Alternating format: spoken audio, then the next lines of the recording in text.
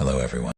So welcome to my channel. In this video, I'll be discussing George R.R. Martin's novel, Fire and Blood, more particularly, the Targaryen civil war called The Dance of Dragons. This video contains heavy spoilers for both the show and the books. This video will help you explore the complex perspectives about the characters involved and provide you an unbiased insight with reasonable evidence, instead of labeling it as a male versus female conflict. Recently, I came across this video of a very big YouTube channel discussing The Dance of Dragons. I strongly disagree with her analysis. We'll be looking into the most common takes of Team Black supporters. So, stay with me till the end.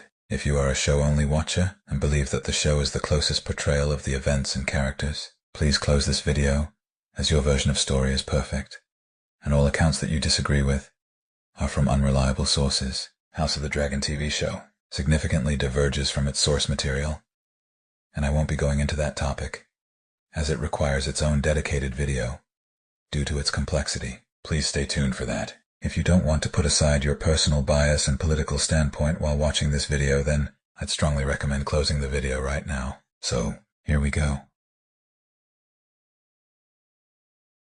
Insist that they like them because they believe them to be somehow more compelling, but that compelling moniker is usually a plausible deniability excuse to side with them in spite of their inherent misogyny. You dumb bitch.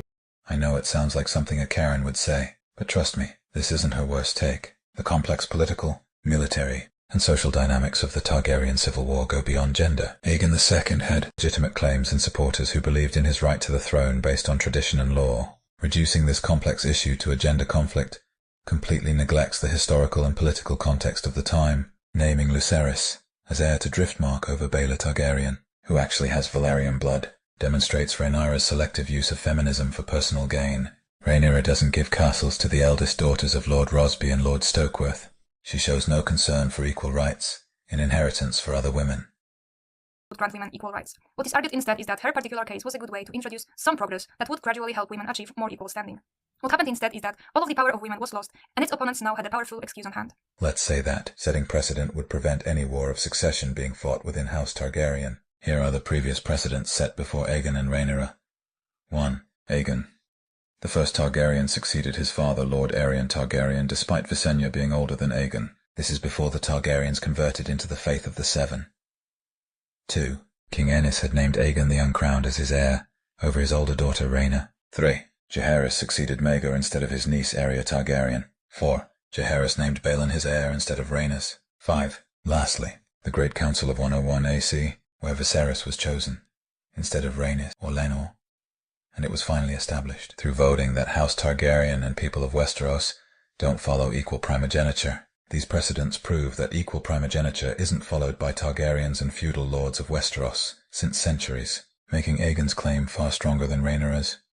Team Black stands see that Rhaenyra sits on the throne, setting a precedent for next generations while completely disregarding her selfish action of naming Aegon the Younger as her heir, despite having an older stepdaughter, Baela Targaryen. Rhaenyra does not promote equal primogeniture. She promotes everything that helps her put her line of succession on the throne. Her decision to favor Aegon the Younger over Baela, despite the latter, her adoptive daughter, who potentially has a stronger claim under equal primogeniture, undermines any possibility of setting a precedent for women's equal primogeniture. Her actions suggest a disregard for consistent application of such principles, thereby setting a contradictory and harmful precedent. Her motivation is driven more by selfishness and a desire to secure power within her own family, rather than by genuine commitment to gender equality and succession. This inconsistency debunks the argument for gender equality and succession. The classic rule of feminism. Feminism only when it aligns with my interests. Aegon is a pedophile and a sex.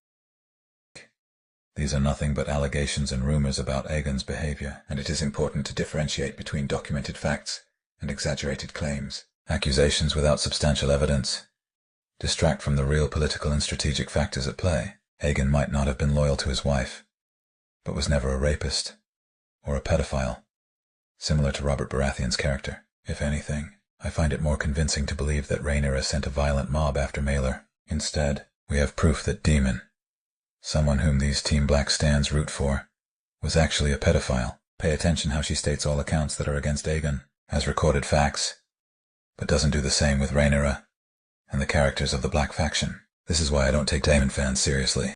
First, who was crippled by a teenager on a tiny dragon and Dumb I like how she states this statement, as if there are no other factors to consider in the battle between Aegon and Baela, and ultimately the only thing that matters is that Aegon was crippled. It is always so straightforward when something is against Aegon, isn't it?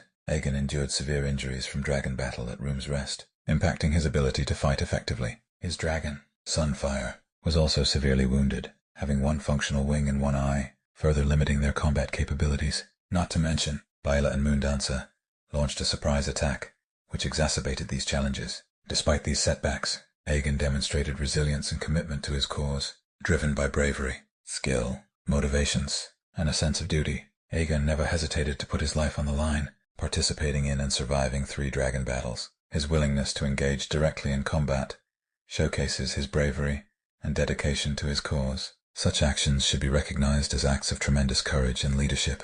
Leading from the front, Aegon demonstrated the qualities of a true warrior king. In contrast, Rhaenyra, his rival, displayed no such qualities, hiding in her castle, delegating the fighting to others. Imagine a leader who never leads her people or fights for her cause. Yup, that's Rhaenyra.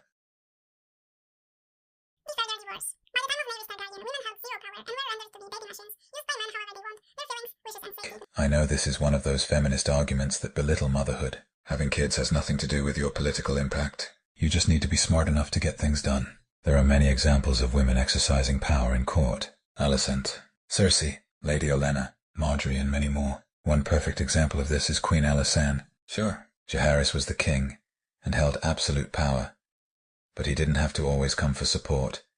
Every time Alyssa was struggling in politics, Alyssa was capable enough to deal with complex issues without requiring Jaehaerys to stick up for her. Women should choose what they want to do.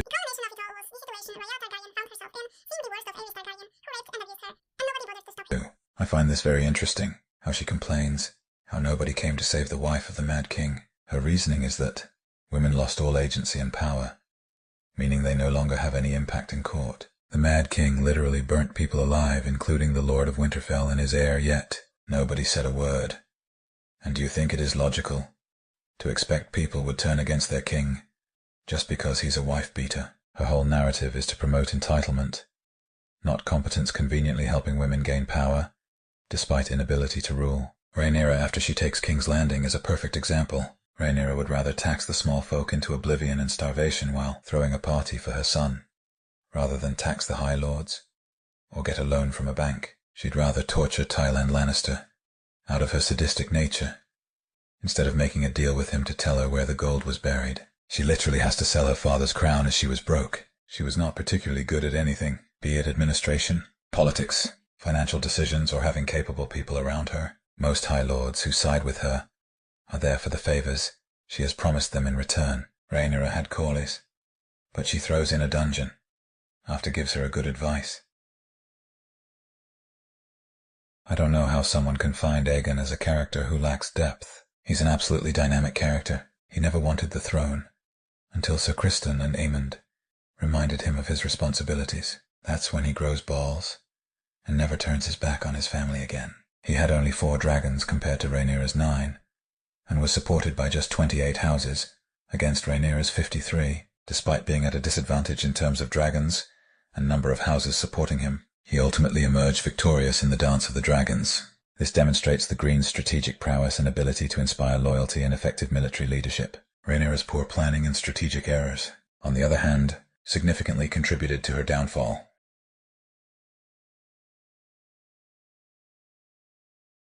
This is literally like saying, Tywin Lannister won Robert's rebellion. Aegon and Robert both died without a legitimate son. That doesn't mean they weren't recognized as kings by the people. The claim of Aegon the Younger was justified through Daemon, making Aegon the Younger the closest male relative of Aegon the Elder, and hence making him next in line of succession. Well, Rhaenyra's bastards were fathered by Harwin Strong, so the real question should be, whom do you rather want to give the throne to? The Hightowers or the Strongs? It's a no-brainer. The Greens, particularly Otto and Alicent, practically ruled the realm and maintained Jaehaerys' level of stability when Viserys was the king. The Blacks even messed up ruling Dragonstone. Any rational person would pick the Greens to be on his council instead of the Blacks. Rhaenyra would never kill her nephews. She'd be a bloody fool if she didn't. Even someone as dumb as Robert Baratheon knew that any living Targaryen would be a threat to the claim of his legitimate son. There's still those in the Seven Kingdoms who call me usurper. Soon enough that child will spread her legs and start breeding. I'll kill every Targaryen I get my hands on. In Rhaenyra's case, she got 3 obvious bastards in her line of succession. Alicent's descendants will always have a stronger claim to the throne. To make the claim of Jace unchallengeable, she must kill all of Alicent's descendants. This is why Helaena marrying Jace would have solved nothing. Instead, it'd make Helaena a hostage if any of Aegon's sons turned against Rhaenyra's sons, which is extremely likely.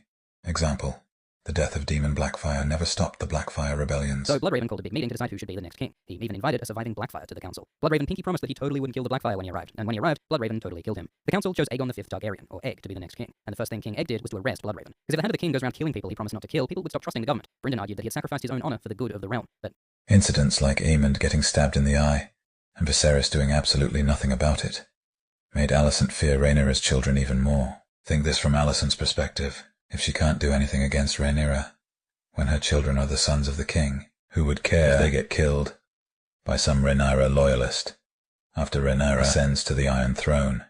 Every last member of the side branch must be eliminated to solidify your lineage on the throne. Otherwise, Aegon's sons will be a banner for Rhaenyra's enemies. Rhaenyra's disdain for bastards, despite having them herself, highlights the contradictions inherent in her character. Her actions can be seen as hypocritical, but they are also a reflection of her narcissism. She views and treats all bastards as potentially treacherous except her own. Firstly, this is a racist statement. Secondly, Rhaenyra herself isn't 100% Targaryen, as her mother was half Arryn. Thirdly, what's with the support for incest? Aegon's father is the king, and his mother is the queen. He is a legitimate Targaryen. In fact, Aegon's sons had more Targaryen blood than Rhaenyra's grandchildren. So this is just a stupid point. The real question should be, who should rightfully ascend the throne? Legitimate Targaryens with Hightower lineage, or Targaryen bastards of strong blood? Which option provides greater stability for the realm? The answer seems clear. Even viewed through a modern lens, granting bastards inheritance rights in conservative society like Westeros would worsen conditions for married women, reducing their social status, subjecting them to greater mistreatment, as the legitimate children of married women would no longer have any special rights over bastards. Married women would be miserable, as men would start treating lawful wives as mere objects, as they are no longer in a higher social status than whores. Catelyn Stark perceives Jon Snow's presence as a challenge to Robb Stark's rightful inheritance of Ned's titles. Catelyn was lucky to have Ned as her husband, and Jon as her stepson. But guess what? Most husbands in Westeros aren't Ned Stark, and most bastards aren't Jon Snow. Some husbands are Aegon IV, and some bastards are Demon Blackfyre too. Rhaenyra Targaryen did not visit King's Landing between the feast of 127 AC and the third day of the third moon of 129 AC. This period was before Aegon's coronation. Rhaenyra remained at Dragonstone during this time, enjoying her life with her new husband. She never bothered to visit her old and dying father in these 2 years, despite having a dragon.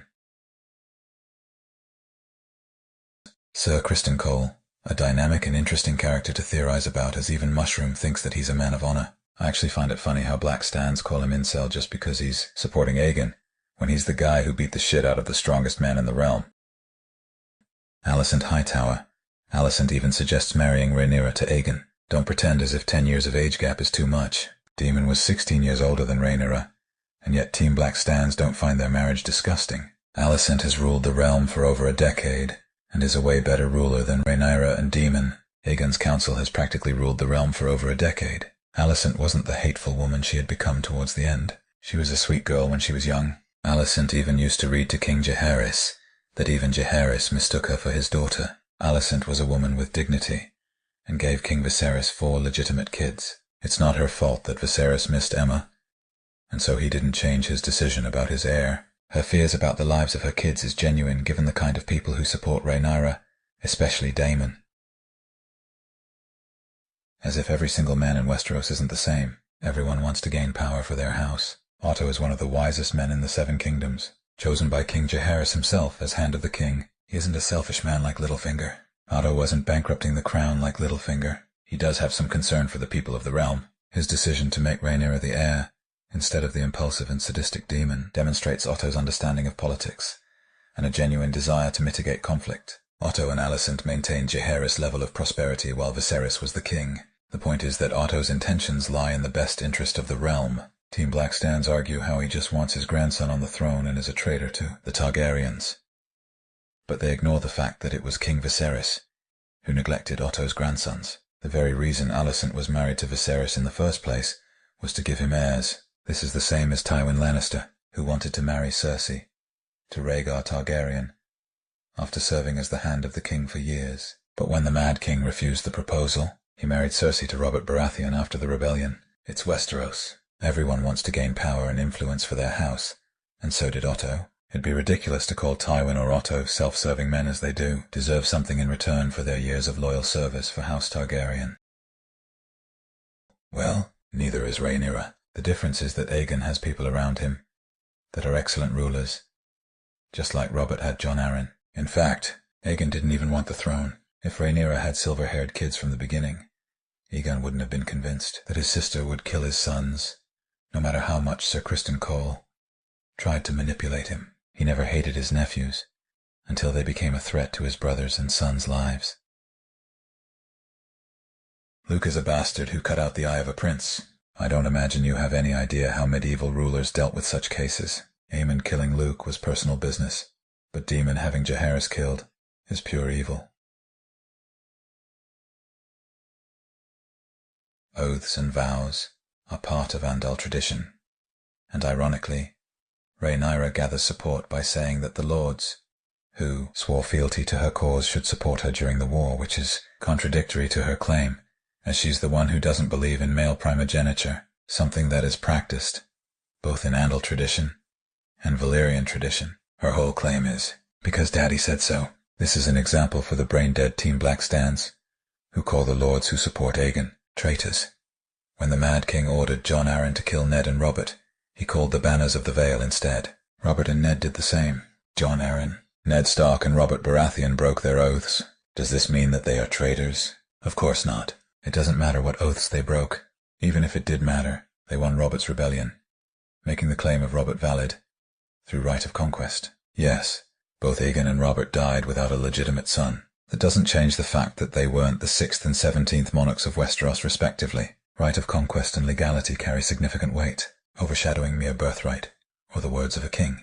Since she is so keen on setting precedent on equal primogeniture, does being the first child inherently make you a capable ruler? From a modern perspective, just like male primogeniture is unfair to females, equal primogeniture is unfair to younger siblings. It's always unfair one way or the other. Even if you said equal primogeniture, still there will be people like Renly, who believe they should inherit as they are, more suited to it by going against all traditions and laws of inheritance in Westeros.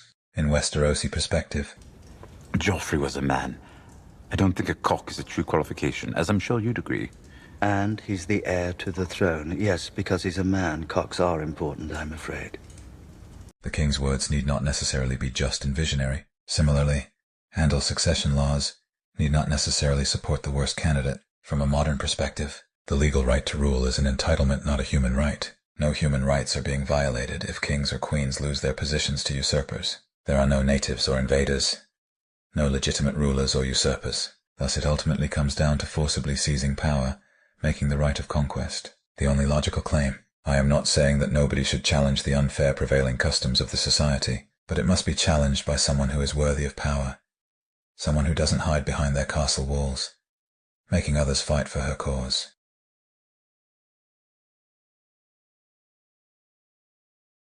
Firstly, we need to know what the social hierarchy of Westeros looks like. The fandom only debates about women getting treated unfairly in noble houses, only in terms of inheritance. Most men in Westeros aren't the privileged sons of these lords of castles. They are just low-born people sworn to defend their liege lord in wars when summoned. Men were far bigger victims than women in Westeros, as they didn't get a choice. They were forced to fight in the wars.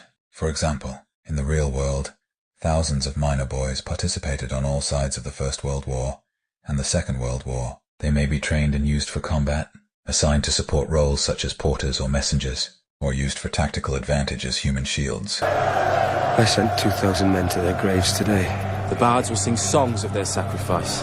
Aye, but the dead won't hear them. Team Black stands can argue that women didn't have a choice. Well, neither did men. as this is what feminism means. Shouldn't she provide a perspective that exhibits significantly higher numbers of men than women who are subject to social injustice? Any person with an average IQ knows that. This word is associated with the slippery slope. Men are also a lot stronger physically. That's why we work all the hard and dangerous jobs. That's why we get sent off to wars to die. And it's interesting when you think about it like this, because for the most part, men won't complain about this, largely because we're duty-driven. But also, if there was a men's rights movement that was saying, hey, this isn't fair, we want to be stay-at-home dads, and we want women to be 50-50 and digging the holes and tiling the roofs and unblocking the toilets and laying the bricks and pouring the concrete, nobody would listen. And they would just get laughed at. Because when you talk about ideas, it's not even just about Afghanistan feminism. You talk about ideas, they must all be defended at some point. There has to come down to violence. The world is backed by violence. Nobody wants to talk about this. It doesn't matter what it is. If you have a disagreement between two parties, eventually the disagreement continues and ends up in violence. Feminism is defended by men. Men stand up and defend feminism, not feminists themselves, because they're incapable of violence. We're in a situation now where you're saying that we should send men to go and fight for feminism. Why? No, but you've got to concede there are many courageous women serving the armed forces. Absolutely and utterly, completely correct. But by and large, traditionally, soldiers are men. Exceptions do not disprove the rule.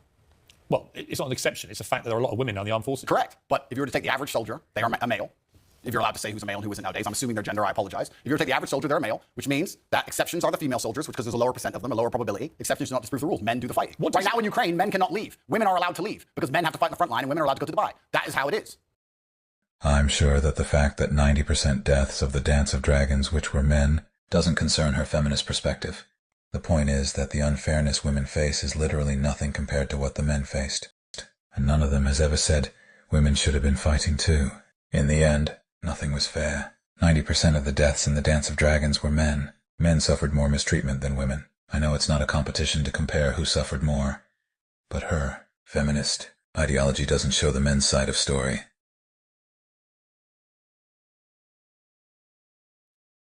We have numerous examples in history of people going against laws and achieving great feats. One great example of this is Napoleon Bonaparte. He was a low-born man who led the French army to the battle and kicked Austria out of the War of the First Coalition single-handedly. Then he put an end to the Bourbons and the events of the French Revolution. I bet Team Black Stands would argue that Napoleon was an usurper, and he should have installed the Bourbons back to power, as they were the rightful rulers. Anyways, Napoleon seized power from the Directionary, declaring himself as the first consul, and eventually crowning himself as the Emperor of the French, basically through right of conquest. Napoleon didn't sit around after becoming the emperor.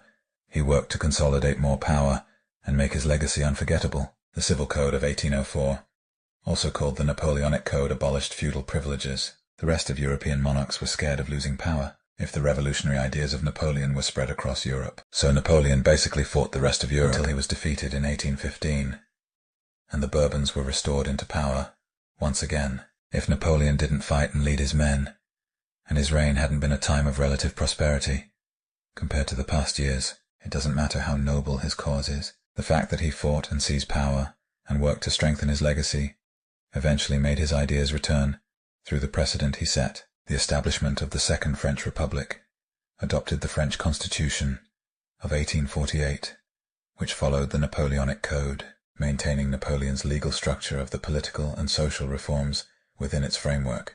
Don't be a little bitch. I know you've never thought of that before, but seriously, it's an option. Don't be a bitch. Hurling insults does not validate your position. You can choose to resort to insults, but remember, I can do the same as well. The link of my Discord server is in my About section. Join it, and let's see who's got better abusing skills. But if you want to effectively counter my arguments, I'd suggest resenting facts would be a better approach. About proving my legitimacy. I'm from India. I'll give you my address.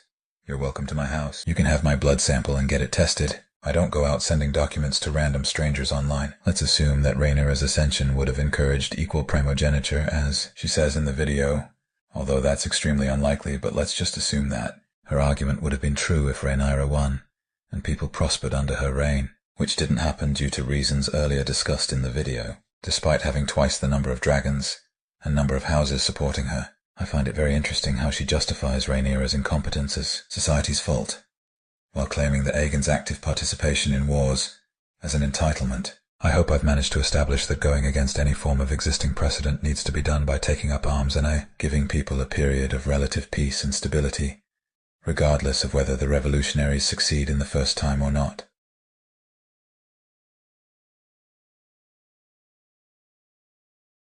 Part 8.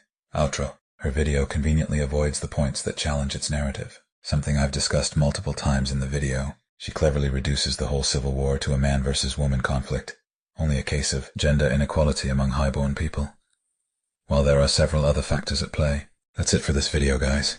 I hope I've covered all points in my analysis. Please leave a like and comment down below if you want to add something to it. Thank you for watching the video. I'll see you guys in the next one. Peace.